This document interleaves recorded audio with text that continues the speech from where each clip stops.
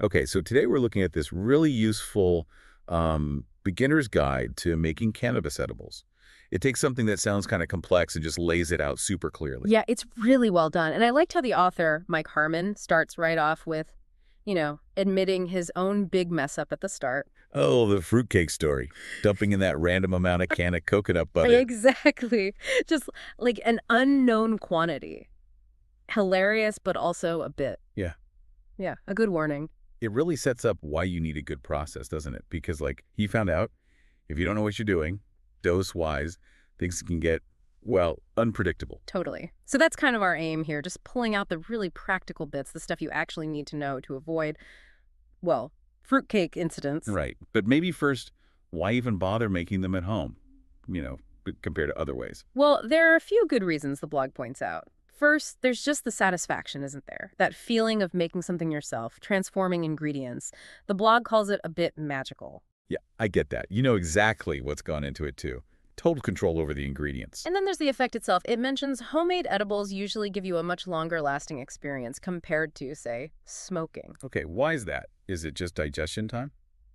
It's a bit more than that, actually. It's about how your body processes it. When you eat THC, it goes through your liver first, right? This first pass metabolism. Uh-huh. And the liver changes that delta 9 THC into something called 11-hydroxy THC. And this stuff is actually more potent. Wait, really? So your body makes it stronger? Kind of, yeah. It's a Yeah. different compound, hits harder, and because of that whole liver process, it takes longer to kick in, but the effects stick around for ages, like 4, maybe even 8 hours sometimes. Wow, okay. You just don't get that same chemical conversion when you inhale it. So yeah, eating it is fundamentally different, biologically speaking. That's actually fascinating. And beyond the science bit, it's also just good for your cooking skills, isn't it? Oh, definitely. Learning how to do infusions, making the canna butter or the canna oil we'll talk about, that's a proper culinary technique you can use elsewhere too. Spices things up a bit. Yeah, and honestly, for a lot of people, it's just a tastier way to do it than smoking or vaping might be. And circling back to that control point, that's huge, right? Especially with dosage. That's probably the biggest draw. You decide exactly how strong it is. Want something really mild with CBD just to relax, you can do that. Want higher THC for, a party vibe, you're in charge. Plus, you can tweak ingredients for allergies or diets. Okay, so if control is the goal, we need a reliable way to deliver that dose. Which brings us to canna butter, the superhero, as the blog calls it. It really is the foundation because butter's in so many recipes, right? Baking, sauces, Yeah. just spreading on toast, popcorn.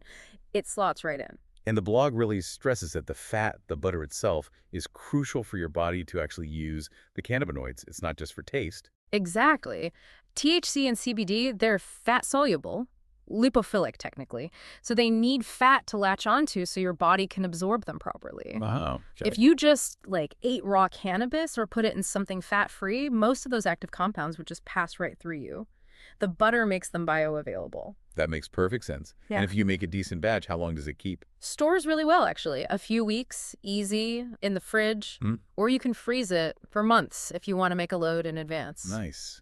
But what if you don't cook with butter much or prefer oil? Then canna oil is your friend. Wow. Super versatile, too. Dressings, frying, sautéing, things where butter might burn or just not fit. Okay. But, and this is important, you have to choose the right oil because making it involves heating it for quite a while. Right, so you need something that can handle the heat without breaking down. What works best? You want oils with a high smoke point. The blog flags things like avocado oil, coconut oil, or rice bran oil. And actually, there's a cool little detail about rice bran oil. It's got the highest heat stability. Mhm. Yeah, and apparently it's prized by skincare formulators for that exact reason. Which makes sense, thinking about the source. Yeah. Because the blog is on 420formulator.com, right? Yeah. Run by Mike Harmon. It's an amazing site for skincare stuff, and obviously cannabis info, too. You can see that crossover expertise. Totally. It gives you a bit more confidence in the chemistry advice, Anyway, with any canna oil, once it's made, you got to store it in a cool, dark cupboard. Keeps it from oxidizing and going off. Good tip. Oh, and for anyone really wanting consistency, the blog does list some recommended equipment. Just helpful if you want repeatable results every time. Okay, practical stuff. So let's say we're ready to try this. How do we actually start making, say, the canna butter? First step is decarboxylation. Sounds technical? It sounds technical, but it's basically just heating the cannabis. It's the crucial step. If you skip it, your edibles just won't have any effect. Why not? Because raw cannabis mostly has THCA, which isn't psychoactive. The heat converts that THCA into THC, the stuff that gives you the effects. You got to activate it. Gotcha. So how do you do it in the kitchen? What does it look like? Pretty simple, actually. You just spread your cannabis out on a baking sheet. The blog suggests starting with about 7 grams if you're new to this. Maybe grind it a little so it lies flat, helps it heat evenly. And the magic numbers. Yeah. Temperature and time. Right. You're looking at 120 degrees Celsius, that's 250 Fahrenheit, for about 30 minutes. And you really need to watch it. Don't burn it. Exactly. If you burn it, you destroy all the good stuff, the cannabinoids, the terpenes. Total waste of material. Okay, 30 minutes at 120 C. Watch it like a hawk. Then what? Once it's activated. Then you bring in the butter. You melt your butter, like really gently on low heat. Then you gradually stir in that decarbed cannabis. And then you just let it simmer really low for about 3 hours. Stir it now and then. That slow cooking lets the fat soak up all those activated cannabinoids. 3 hours. Okay. And after that? Just strain it, pour it through some cheesecloth or a really fine sieve into a jar. Let it cool down completely, then stick it in the fridge. Should last about 2 weeks like that. Right. Now the tricky bit. How do you know how strong it is? Most of us don't have lab equipment at home. Yeah, potency testers are pricey, so this is where keeping good notes is key. The blog suggests a starting ratio, 7 grams of cannabis to 250 grams of butter. Okay. If you're more experienced, maybe you go up to 14 grams for the same amount of butter.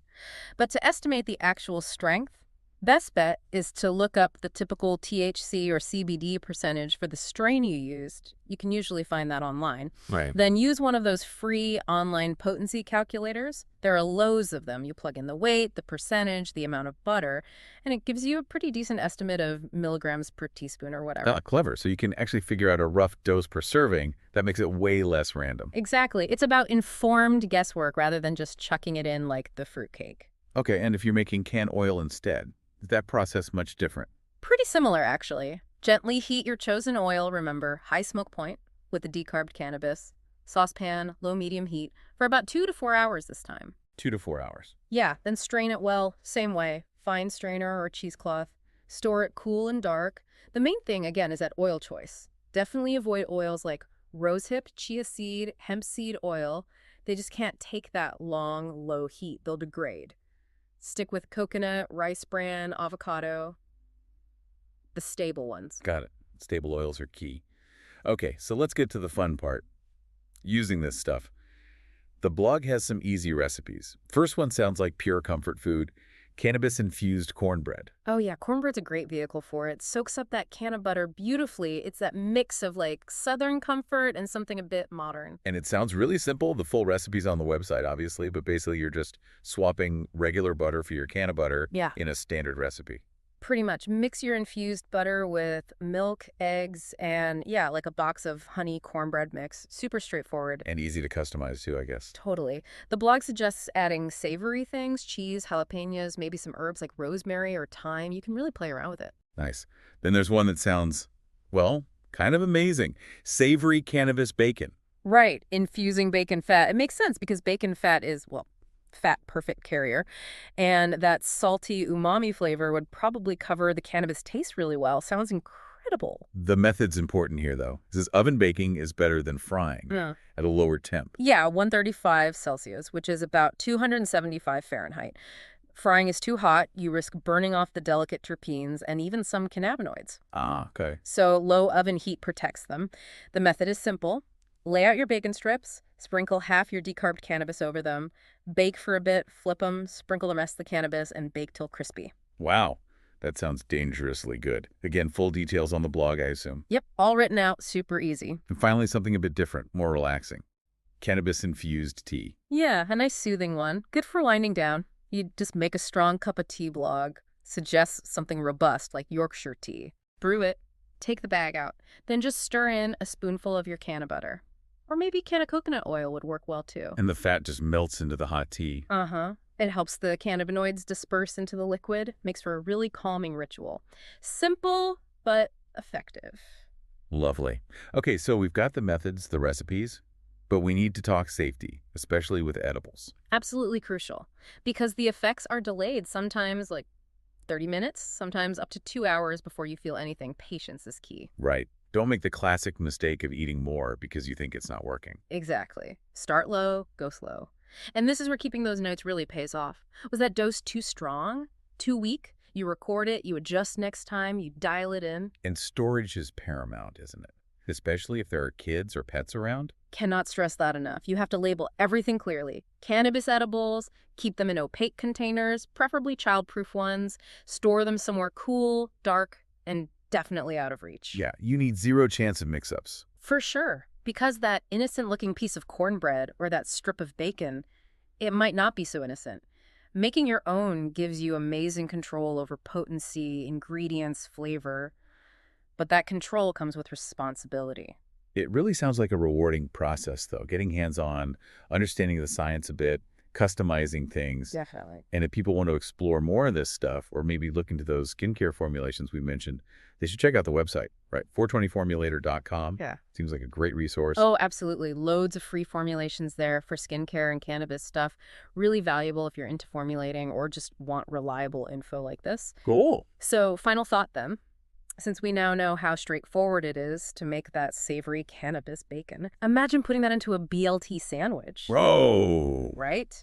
Talk about an interesting twist on a classic. Something to mull over, maybe.